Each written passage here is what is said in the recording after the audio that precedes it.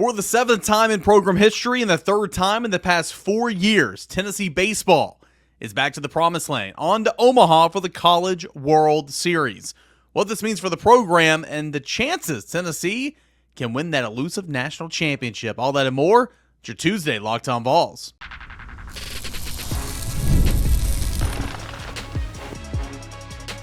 You are Locked On Vols, your daily podcast on the Tennessee Volunteers. Part of the Locked On Podcast Network, your team every day. Hey, good Tuesday morning, everybody. Welcome to Locked On Vols. It is your place to find Tennessee football, recruiting, basketball, baseball, news, coverage, entertainment, all that and more every single weekday morning, 30 minutes or less, right here on Locked On Vols YouTube channel, where you can subscribe to. I please encourage you to do that. And download us and subscribe to us wherever you get your podcasts. I'm Eric Kane, your host. Thanks so much for making Locked On Vols your first listen each and every single day. Appreciate you everydayers, and we'll get to some of your questions here later in the show. Big shout out to our friends over at LinkedIn Jobs. These days, every new potential hire can feel like a high-stakes wager for your small business. That's why you got to check out LinkedIn Jobs. They find the right people for you faster and for free. LinkedIn.com/LockedOnCollege. LinkedIn.com/LockedOnCollege. Got a fun show, a lot of baseball talk. People mad at me because I didn't have baseball talk on Monday's show because I left Lindsey Nelson Stadium literally at 1:48 in the morning. Today's your show, so here we go. Tons and tons of baseball. And to the other 70% of the audience, stick with me, please. Listen to it. Don't just turn us out. Don't just tune us out here, because these guys deserve a lot of praise, and these guys deserve a lot of conversation. So a ton of baseball talk here on this show. Back to the World Series here in segment number 1. What is a successful season? This was kind of sparred from a 7-minute opening statement from Tony Vitello in his press conference on Sunday night. We'll get to that here in a moment in segment 2, and then your mailbag questions coming up in segment number 3, some football talk in there as well. All right, so Tennessee's back in Omaha. Tennessee's back to the College World Series again for the 7th time in program history, for the 3rd time in the past 4 seasons. I mean, it truly is almost becoming automatic. And I want to start this from the top, and this will kind of carry over into our second segment conversation. But in my opinion, winning the College World Series is the hardest thing to do in amateur sports.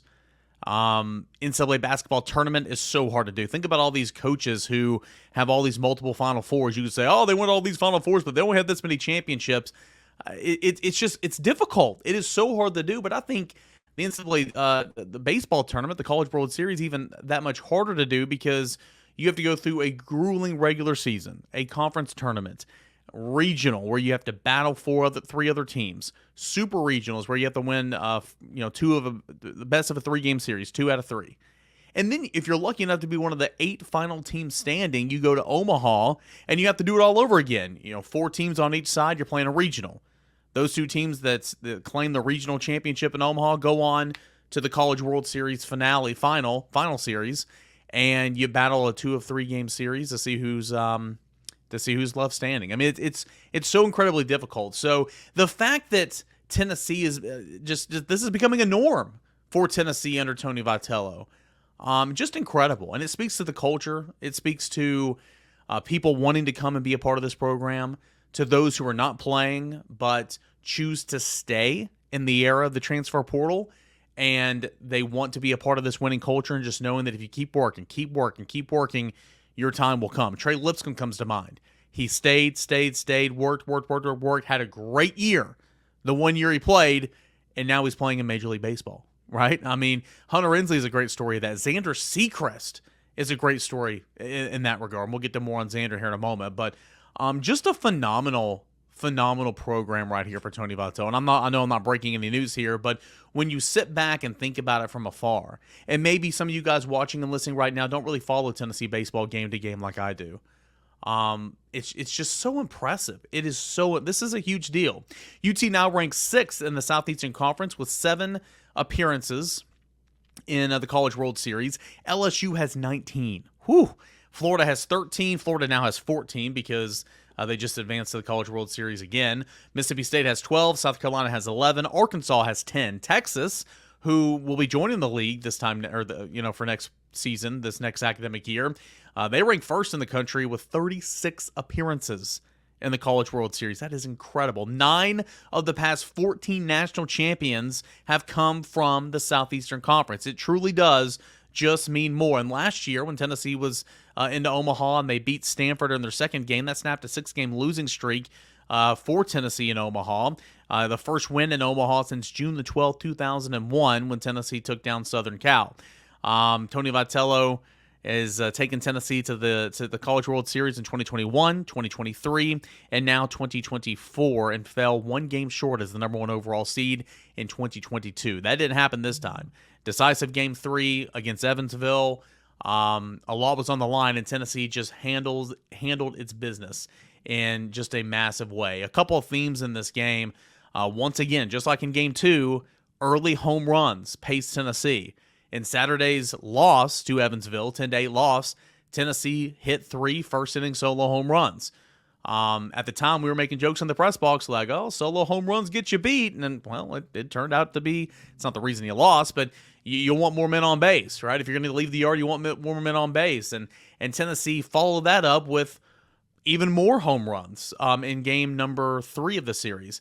It was 3 solo home runs in the second to tie the ball game, then lead by 2 midway through 2. It was Christian Moore that led off the bottom of the first with a home run, 426 feet, 115 miles per hour exit velo, his 31st home run of the season. He would leave the yard again. We'll stay tuned for that here in a moment. Dean Curley, who made up for an error defensively that got the party started. First play of the game. Top of the first inning, Evansville's leadoff man, Simon Cherry, hits a ground ball to Dean Curley at short. He bobbles it. What a start, right? That run would come around to score. It was unearned to Xander Seacrest, but not the best start for Tennessee. Christian Moore does pull even quickly with a leadoff home run at the bottom of the first inning, and then Dean Curley makes up for his error, going yard, 418 feet to left, and that was the 12th home run of the season. So Tennessee led 2-1. Then it was Dalton Bargo, the first of 2 home runs for him, and he went yard to make it 3-1. Back-to-back home runs for Dean Curley and Dalton Bargo. So it was 3-1 for Tennessee. In the Tennessee went ahead and doubled. Let's see here. Tennessee doubled by Blake Burke, and then Billy Amick followed with an RBI ground out, and it was a 5-1 decision by the end of the second inning. Tennessee was well out in front. And that theme just kind of continued for the Volunteers, who went on and hit a program record, postseason game record. Let me double check something real quick now that it's on my mind. You guys know I'm a one-track guy. Second inning, Tennessee led 5-1. Tennessee went on to break a postseason program record, with 7 home runs. Tennessee hit 6 home runs against LSU back in 2021. It was June the 13th. I have it written down here somewhere. They had 6 home runs in that game. Tennessee broke a postseason program record with 7 home runs. The first 5 home runs of the game were solo shots. I mean, it's pretty incredible how this was just becoming a theme for Tennessee. Solo home runs. But as I mentioned, it was Christian Moore. Then it was Dean Curley, Dalton Bargo, all solo home runs in the second inning. Dalton Bargo homered again in the 4th inning, solo shot. Christian Moore homered again in the 4th inning, solo shot. Tennessee at that point led 7-1. And then finally, it was Billy Amick who had a 2-run home run to make it 9-1. And then Cal Stark drilled a 3-run home run in the bottom of the 5th that broke the postseason single game record for 7 home runs. Cal Stark has now homered 4 times in the last week. Yeah, last weekend and this weekend. 4 times in the last 6 games, Cal Stark has homered, and Tennessee led 12-1 and were able to kind of hold that to the finish line in that game. So that was a theme in this baseball game. Xander Seacrest was a theme in this baseball game. He has been just phenomenal for Tennessee in his last 4 starts. Think about this, his last 4 starts, okay? Last start of the regular season against South Carolina, he had been a little shaky. He had been, kind of up and down there before that. But his last start of the regular season against South Carolina preserved the SEC regular season championship win for Tennessee. So that was huge. His next start in the SEC tournament put Tennessee in the SEC tournament championship game. His next start, which was last weekend in regional play, helped Tennessee punch their ticket to Super Regional play, and then his start on Sunday night punched Tennessee's ticket to Omaha. Xander Sechrest, along with A.J. Causey, has been Tennessee's best pitcher the last month. It's been incredible. And just what a story. What a story for a guy like Xander Sechrest, who, again, could have went anywhere, could have left, wasn't getting any opportunity, was a Tuesday midweek starter, and wasn't even getting run in that regard because Tony Vitello and Frank Anderson need to get so many other guys in there and reps. He could have left. He stayed. He stayed. He wanted to play. He wanted to pitch for the team he loved, and boy, is it paying dividends right now. Xander Sechrest, a career high, 6 innings and a third. He tied a career high at 102 pitches thrown. He had 6 strikeouts. He had 1 walk. He surrendered 1 run. It was unearned. He was phenomenal. And so you couple the home runs along with Xander Sechrest and a crowd that I'm going to get to here in a moment. Oh my goodness. What a day. What a night it was at Lindsey Nelson Stadium as Tennessee took down Evansville, the Cinderella, 12-1, and punched their ticket back to the College World Series. So can't say enough about this team, and I'll continue the conversation in segment 2, but just a phenomenal performance. And this group of guys, they're fun to root for. This is not the 2022 team where they were fun to root for as well, but this is a different team. And, but it's the same result, at least to this point, or actually different result. 2022 didn't make it to Omaha, but Tennessee is back in the College World Series for the 3rd time in 4 years. We're going to continue this conversation, all right?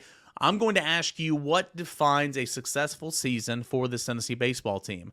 It's an interesting conversation because it sparked a 7-minute opening statement monologue from Tony Vitello Sunday night. More on that here in a moment as we continue on here with a Tuesday edition of Locked On Vols. When you're hiring for your small business, you want to find quality professionals that are right for the role. That's why you got to check out LinkedIn Jobs. LinkedIn Jobs has the tools to help you find the right professionals for your team faster and for free. LinkedIn isn't just like any other job board. They help you hire professionals that you can't find anywhere else, even those who aren't actively searching for a new job but might be open for the perfect role. In a given month, over 70% of LinkedIn users don't visit other job sites, so if you're not looking on LinkedIn, you're truly looking in the wrong place. 86% of small businesses get qualified candidates within 24 hours, and it's 2.5 million small businesses are using LinkedIn hiring right now. LinkedIn knows that all small businesses are wearing so many different hats, you might not have the time nor the resources to make that hire. Let LinkedIn.com/lockedoncollege help you find the people you need. Hire professionals like a professional on LinkedIn. You can post your job for free at linkedin.com/lockedoncollege. That is linkedin.com/lockedoncollege to post your job for free. Terms and conditions, they do apply. Tennessee baseball back to Omaha for the College World Series, and we're going to continue this conversation right now because I'm sure you saw it circulating on social media and everything. Tony Vitello, man, he went kind of scorched earth there after Tennessee's win on Sunday night. In a press conference setting, to take you behind the curtain a little bit and kind of tell you how it works, we media people like myself, we come in and we sit down, and then there's a table up there, and you got a coach and 2 players. You have a moderator, and the moderator will say, all right, we're going to get an opening statement from head coach Tony Vitello, and then we'll take your questions for Tony and these 2 players. And typically the coach goes off and says, yeah, good win, blah, blah, blah, appreciate this, that, yeah, and it's about 30 seconds, a minute or whatever. Then you take questions. Well, Tony Vitello just continued to talk and talk and talk, and he covered so many different topics. And here's the thing about Tony. And I've sat through every single one of his press conferences this year, the last 2 years. I've sat through a lot of them. He is Italian. He is emotional. He wears his heart on his sleeve. What is on his mind, he speaks. And sometimes it doesn't necessarily get him in trouble. He jokes about that all the time, but he's authentic. He's real. And something that was asked to him actually in Saturday's postgame press conference after Tennessee lost in heartbreaking fashion 10-8 to draw even with Evansville and set up the decisive winner-go-home Game 3 the following day, there was a certain media member, not local, that asked the question essentially, if you lose tomorrow, is it still a successful season? How would you define your season? Is it a failure if you don't go back to Omaha? And he phrased it in the terms of something like, well, you've been ranked number 1 all season long, which at the time I was like, that's not right. And he kind of went on and essentially said, if you don't make it to Omaha, would this be a failure of a season? And let me be the first to say this. And I said this on the VolQuest podcast. I'm a media member. I have asked my fair share of dumb questions. Okay, I'm not above that. I have asked dumb questions before. A lot of times people like to pick on media because they ask stupid questions. And as a media member, there's a lot of questions that are asked in press conferences that I attend that are stupid. And I roll my eyes. I say, that's stupid. But I have been there. I have asked stupid questions. The way this specific reporter, again, not local, went about asking the question, it was not phrased correctly. And it's a time and place situation, right? I'm not saying you don't ask the tough questions, but for a guy to come in here that you don't know, for a guy to come in here that you've never talked to Tony Vitello in your life, after you just lost 10-8, after scoring 3 runs in the 9th inning, there's a 10-minute cooling off period, but I mean, come on, it's still very, very fresh. And essentially say, hey, if you lose tomorrow, is this a failure? I mean, like what are you doing here? I thought the question was out of bounds. And Tony took it in stride, and he didn't appear, I mean, he was not happy that they lost, but he didn't appear to take offense to the question. He answered it, moved on. I mean, it was that, and I was just like, okay, well, whatever. He starts the press conference on Sunday night by saying, let's pick up right where we left off yesterday, was ask a question about, how would you define this season? Would it be a failure or successful? And just goes on and on and on. And he points out that, the question was phrased incorrectly as well because they were not ranked number 1 all season long. It was not until towards the end of the season, towards the last couple of weeks of the season, was Tennessee actually ranked number 1 in the country. And goes on, talks about being in hotel rooms and recruiting, and he's sacrificed so much of his time to be here in this situation, and he knows what success looks like, and he loves his guys, and that question really bothered Blake Burke, really bothered Blake Burke, and he's going to go to bat for his guys, and players coach, yada, yada, yada, and then he went on talking about if you want a handout in terms of name, image, and likeness, if you want a handout and you're just looking to come here and get some money, you can go somewhere else. Don't waste our time. So he had a subtle little jab at name, image, and likeness in the process. And I think that was a lot of rumors over the weekend about one of the guys that Tennessee had in, for a visit from the transfer portal, maybe was looking for that. I'm not in liberty to comment on that right now because I don't know the specifics, but there was a lot of talk about that over the weekend. And so we had a little jab in there, talked about going to Omaha and continuing to play and being in Omaha for Father's Day, and encouraged us that, hey, if you're not going to be in Omaha for Father's Day, I encourage Cabo or Belize or some other tropical paradise. What other go? He was talking about Webster's Dictionary, and he called Noah Webster a patriot and a hero. He just went on and on and on and on, and he even referenced Mike Gundy. He's like, I don't want to go Mike Gundy, and because I don't want to tell anybody how old I am. But I mean, my point is, if you haven't watched this post-game press conference from Sunday night, Tony Vitello, it was one for the books, absolutely one for the books, and we in the audience were cackling a little bit.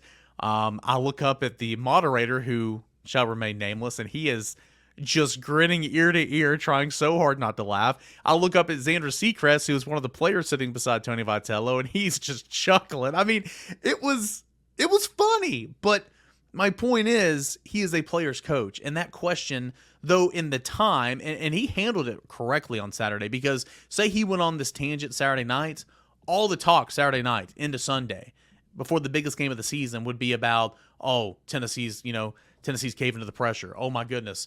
Tennessee can't, win the big one. And that would have created a narrative, and it would have picked up legs, and you can't escape social media. You can't escape it, this day and age. So he handled it the right way, but you can tell that upset one of his players. That really PO'd one of his players.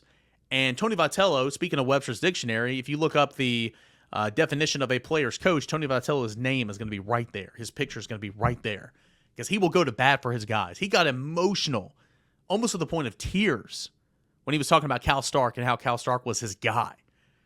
And if you're a Tennessee fan, how can you not just want to run through a freaking brick wall for the guy? I mean, he's everything you want. So if you are somebody listening or watching right now and saying, well, Texas is going to come steal him away, Texas is going to come steal him away, or maybe on the fence or whatever. And I'm not to say, and I think there's a question about this later in the show, but I'll get to it, but I'm not to say that he won't ever leave Tennessee, okay? Because I can't predict the future, and I know every situation is different. But boy, he loves Tennessee, that he even said, quote, pretty much built from the ground up when he got here. He loves being here. He loves this university. He loves this fan base. He loves his team. He loves his staff. Money talks. I recognize that. Somebody said I say that too much, but money does move the needle.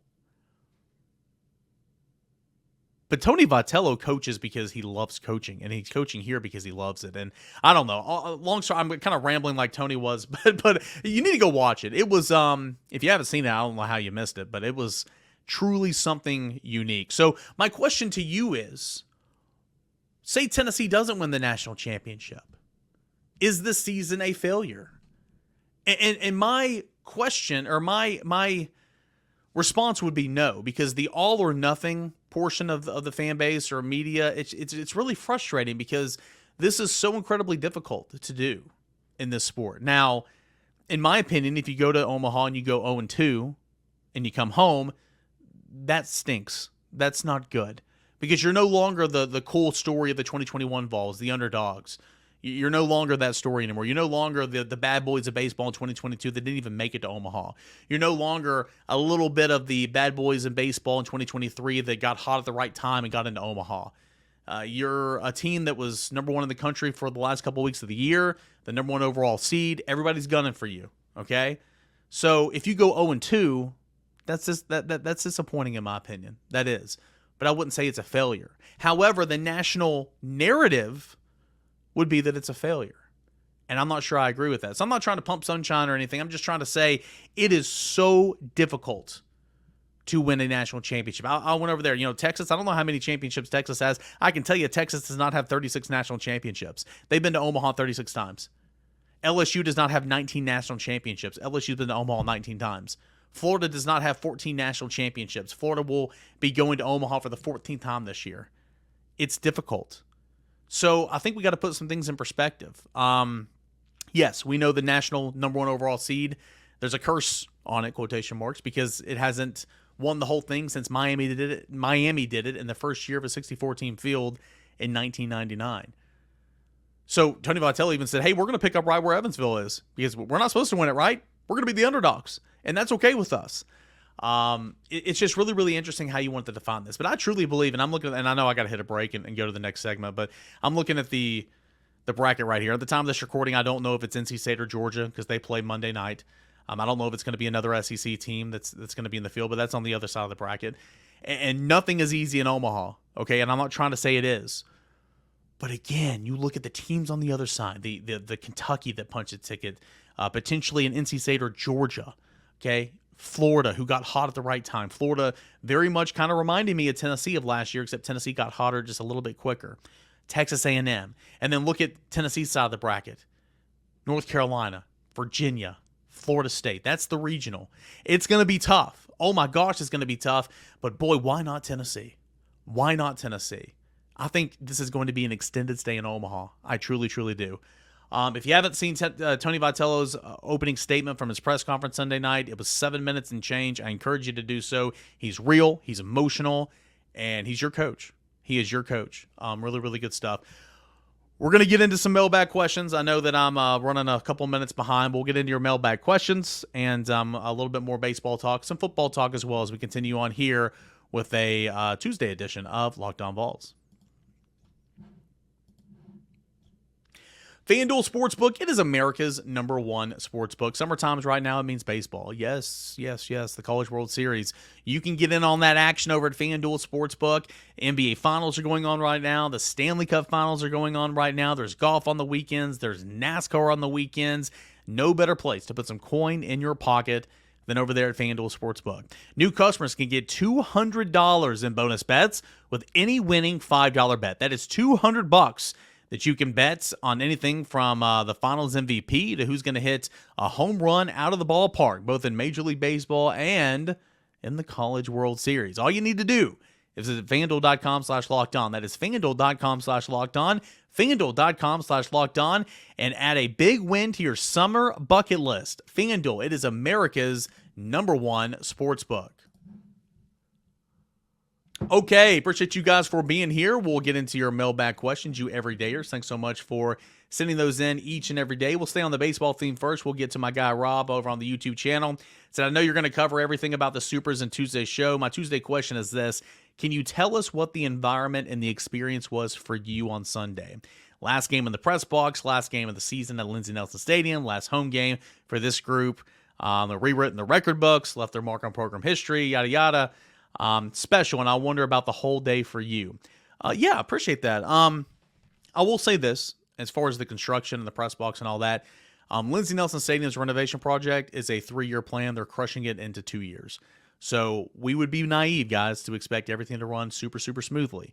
We know how construction is sometimes and trying to cut through all that red tape and everything, especially with all the stuff going on around Lindsey Nelson Stadium. It's a really, really bad lot, if you will, in terms of piping and electrical and all that. There's a lot of hiccups over there. So I'm not saying that they're going to be behind schedule. I'm just saying, like, I've tried to not be the whole swan song press box because you never know what can happen. But to your point, yeah, that is a crappy press box. I'm about to say a bad word. That is a crappy press box. I would love to go over there when the wrecking ball does hit it and put it on my Snapchat story. I would love that. But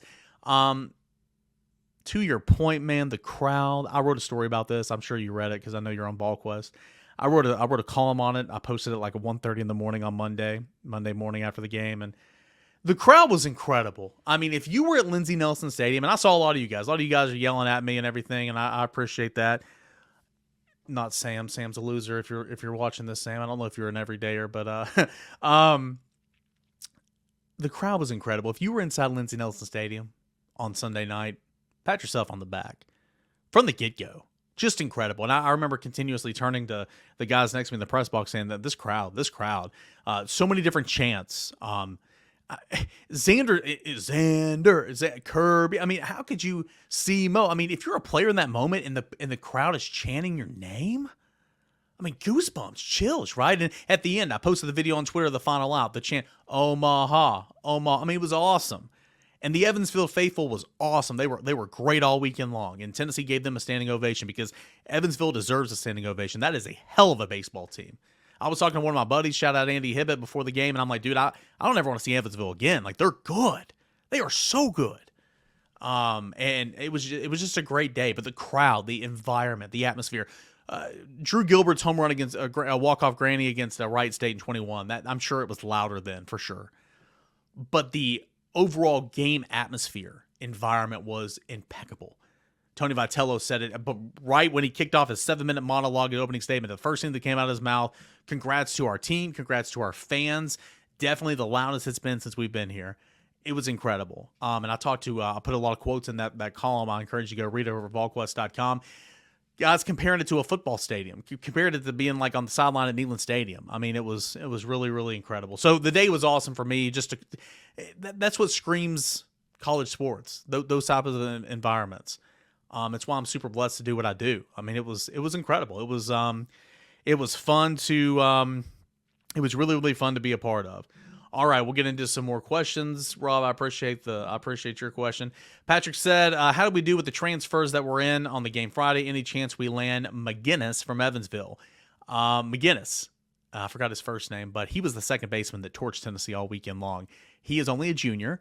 So technically, if he were to enter the transfer portal, Tennessee knows all about him.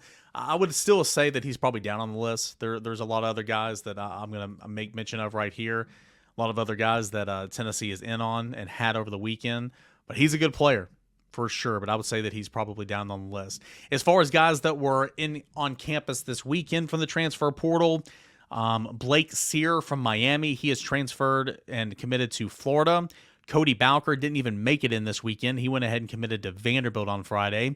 Gavin Killen, who is arguably the best player in the transfer portal, formerly of Louisville, he came in, had a good weekend. This one's going to be patient, guys. You need to be patient about him because he'll have his choice of the litter here. SEC schools, ACC schools, arguably the best name in the portal. That's going to take a little while, but all intents and purposes, Tennessee did a really, really good job there. And then Tommy Lepore, the hard-throwing right-handed pitcher from Wichita State, Tennessee probably, in my opinion, did the best with him, but there are still some other teams in play, and we'll see how this happens. But it sounds like Tennessee did a really, really good job with those last two. More names will be added to the fold this week for sure, but sounds like Tennessee did a pretty good job with those two. Let's go to Aaron. Hey, Eric, do you think Nico wins the Heisman if we're one of the top 4 teams at the end of the regular season? Not expecting a Heisman trophy this year. However, would being a top 4 team in his first year as a starting quarterback be good enough to win it? Well, in my opinion, if you're a top 4 team in the country, then you have really, really good quarterback play. And Nico would be the guy playing quarterback. So if Tennessee would be, ranked inside the top 4 of the college football playoff rankings towards the end of the regular season, meaning Nico's been balling out. And the stage of the SEC, the stage of Tennessee, and the name of Nico, yeah, I could see that. I could see that for sure being good enough. It's just a matter of, can he do that? But absolutely, if you're one of the top 4 teams in the country, that means Nico's been balling out, in my opinion. So I would say yes. Jordan says, have you heard any other new names we're going to be on in touch of the outside last weekend's visitors? Yeah, we'll see as the week goes on. Nothing that we can say right now. But there will be new names that'll be emerging from the transfer portal for Tennessee baseball. Jared says, biggest challenger on our side of the bracket, opposing side. Tennessee's opponent on likely Friday night. Again, recording this before the official schedule is out there, but it's believed that Tennessee will be playing Friday night. But we do know Tennessee's opponent, and that will be Florida State. I think Florida State's really good. And the guy Florida State will throw against the Volunteers is really, really good. So Virginia and North Carolina are very good, don't get me wrong, but I would say Florida State, the team Tennessee's going to square off with in their first game. And then the biggest challenger on the other side of the bracket, I mean, it's one of these SEC teams. Tennessee's played them all this year. I mean, Texas A&M's good team. Florida is hot at the moment. Georgia is that offense. You don't want to face that offense. And then Kentucky's just well-rounded out. Personally, for me, I would say Georgia because it's got the best offense of any of them, but probably the most well-rounded club would be Kentucky. Kentucky's first trip to Omaha ever in program history. How will they handle the moment? So far in postseason play, they've been just fine. But I would probably say Georgia if Georgia wins on Monday night. If not, I would say Kentucky because I think Kentucky's the best well-rounded team. Who was Tony upset with in that postgame presser? Media, fans, pretty emotional take on his part in defense of his guys' program. Your thoughts on it all? Well, Jared, I'm sure you just listened to segment number 2. I gave my thoughts there. Favorite personal memory in the now old press box? Just being with the guys. You sit there and you watch baseball and you cover baseball and you're working like crazy and you're sweating and there's no AC and but you're watching good baseball and just the camaraderie and the conversations that go on and it's fun. So just the guys, but I mean the guys should be in the new press box too. Sean the SID is really, really good. Enjoy being around him as well. One time last year they had we had a Pop-Tart eating, not contest, but we all tried Pop-Tarts. That was fun. One game this past year in a midweek game, it's always midweek games. Ryan Shumpert ate 7 hot dogs. That's one at Shumpert. It's going to be on the show later this week. We might have to ask him about it. That's one that sticks out to mind. But just a lot of good memories there. As this is from Rocky Top Tom. As soon as the schedule was released, my eyes focused in on Norman, Oklahoma. In your mind, what is one key at the end of the story to winning in Norman? I think it's offensive line discipline, performance. Keep up the great work, brother. Go Vols. Appreciate you, man. Yeah, huge game on the road. Nico's going to have to handle that moment. This will be Nico's first true test, right? I mean, sure, there's a neutral site game against NC State, and that'll be a test, but first true road environment test for your young quarterback. Nico's got to handle that moment the right way. And offensive line, you can say that about every single game. I know what you're saying, but giving Nico an opportunity, having that run game available. But I'll say Nico, and I know that's probably a short, simple, easy answer, but Nico's first true test is going to be that game. So how does he handle the moment? A couple of questions here. We'll go to Braden.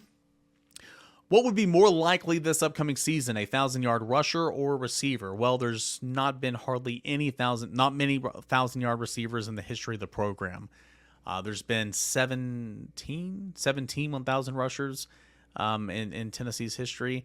Personally, I would take the rusher over the receiving option because everything starts with the run game in this offense.